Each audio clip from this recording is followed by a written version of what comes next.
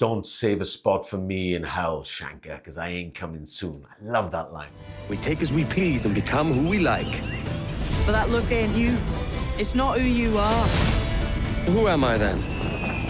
What I love about him is his arc. You know, he starts off as a prospector, someone who thinks that, you know, he's going to find everything that he wants in life through gold and glory and riches and ambition and all those things that like drive a young man. And he wants to prove himself to Caroline's father that he's worthy and he wants a better life. And, you know, he's willing to do whatever it takes to get that.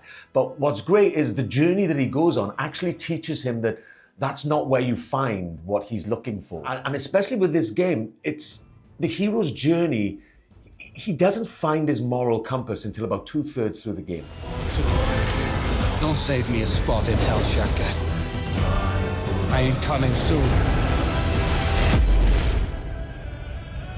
So you get to kind of live out all your pirate fantasies before that moral compass kicks in. And by that time, as a player, as an actor with the role and the journey it goes through, you're ready for that moral compass. You've done enough pirating, so to speak. You've gotten it out of your system, and it's that arc, that journey that he goes on that I really love about the game. At it again, Kenway. I thought you'd be done chasing fairy stories. Not yet. You know, I've never come back to a role 13, 14 years after I finished it. And, you know, what I would do with Black Flag, because the original game still stands the test of time today, I think, is every now and then as I just jump in, because I'm a gamer, I'd jump in, I'd go for a sail and listen to a sea shanty, because the world itself is like a really nice world to just be in. But then when I knew that I was going to be coming back, I started playing the missions again. So it was great to like kind of like realign myself to Edward as the character rather than just the gamer, you know? Yeah, it's just great to come back to the role and slip back. It's like an old jacket that you put on and it still fits, you know? There was a couple of older scenes that we went back and just tweaked a few lines. Maybe they wanted a different reading on them or story changed slightly. And then there was a lot of the new stuff that we did. And our prerogatives was to kind of make the new stuff as seamless as possible. For me, it was about adjustment of voice. We would listen to kind of like some of the old lines and then I would pitch into it and jump onto it and then it started to work, you know? But then say I went for a break or a lunch break and I would come back in, the register would have dropped a bit, so we'd do some exercises to get me back up to the pitch again. And yeah, in terms of the script as well, like I never received the whole script originally on the original game, you know, because I think it was like this big. So they would send you the bits you'd be working on, and it was kind of the same with this. So what was interesting is I would get the script, and the lines that we would be redoing, all the new ones would all be highlighted, but all the old stuff was there as well.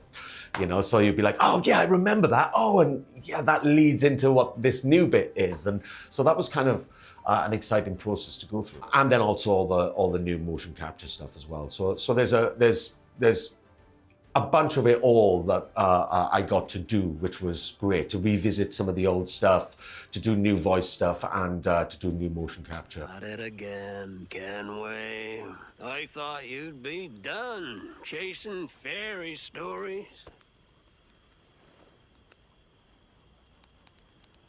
Not yet. Thank you. Amazing. I would say the technology's really moved on. You know, the suit is like a glove. Fits very, very well.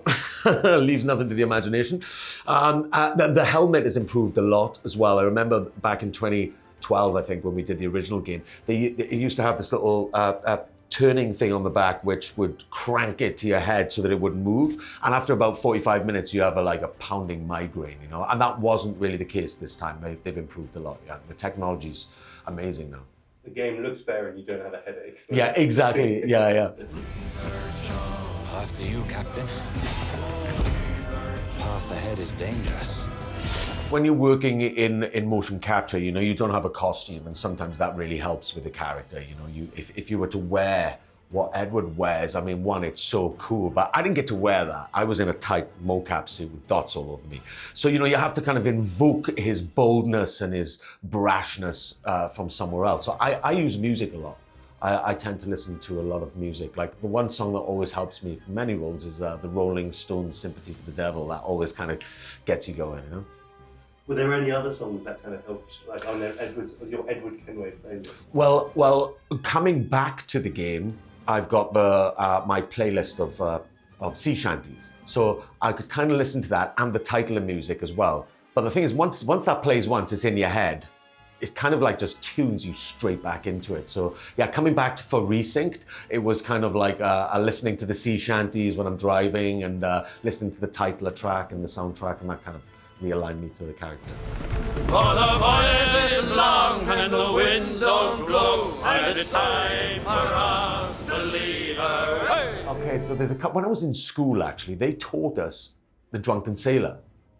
And I was like, thinking back on that, I'm like, isn't it strange that, you know, when I was like 11 years old, they're teaching you a song about a drunken sailor. So that's always one of my favorites. And then Leave Her Johnny as well. Leave Her Johnny. Yeah. Have you heard the Woodkid version? Isn't it off the charts? It's ridiculous, dude. It's so good, yeah. The favorite songs that people tend to like are Leave Her Johnny, because it is probably the most beautiful shanty, and it just folk song in general is a beautiful song. And Drunken Sailor is a song, you know, that stopped being a working shanty hundreds of years ago and sort of became a general folk song that everybody knows, even if they've never heard another shanty in their life. So those are two that people tend to latch on to. The research that goes into the songs for all the Assassin's Creed franchise is really trying to make something that, even if it's not historical, could be historical. So when I was writing the songs, I really looked into historical records of the people that I was writing about from the time, and trying to make sure I didn't include anything that is obviously wrong. Some of it's not 100% historical, but it could be. And another thing in shanties is that there's a lot of lying. You know, in traditional shanties, there's a lot of stuff that's said that's not true. You know, things like that Santiano beat General Taylor instead of the other way around. So I think it's okay to have some untruths told in the song. And actually, there are a few more in the Steed Bonnet song. I wrote some pretty outlandish things, and I was asked to make it a little bit more true. And I said, well, sailors would have made up fun stuff, you know, but we went back to the truth, because I understand, you know, people are going to sort of comment, say like, hey, that's not correct, or you didn't do that correctly. So it was a mix, you know, trying to find the line. Blackbeard scared even pirates bold. Burn Blackbeard's beard. He took their ships and he took their gold. Burn Blackbeard's beard. I wrote that song based on a brief that Ubisoft sent me. They said, we want you to write a song about Blackbeard's beard, which I thought was a great idea. And I did some research into, you know, I knew the legend of Blackbeard's beard with the burning bits and all that stuff. And, you know, the few iconic, not photos, but drawings, some iconic images of Edward Teach, Blackbeard. So I sort of went farther into that, found out more about the person and the story of him returning down the pardon from the king. But basically, I structured it like a shanty. You know, you need some good responses in the verse, because it's call, response, chorus.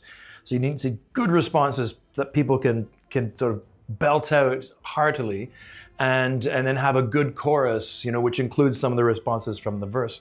So once I had those elements, then it was a question of bringing in the verses, you know, and what verse lines going to be about him stealing from other pirates, about him turning down the pardon from the king, about his beard burning, obviously. And so I put it together, and I tried to make it sound like something people wouldn't suspect had been written in the 21st century. So that was the challenge, and I'm pretty happy with the way it turned out. I really like the song. We were singing the songs not to be the best music, but to be the most fitting sailing shanties for on the ship. Couldn't be too clean, but not too dirty. We couldn't have fancy harmonies. It had to be sort of piratey and rough, but not caricature piratey and rough. So it was striking the balance, yeah. And I've had people ask me like, how did you make it sound so bad but good, you know? And it's like, yeah, that's exactly what we were trying to do.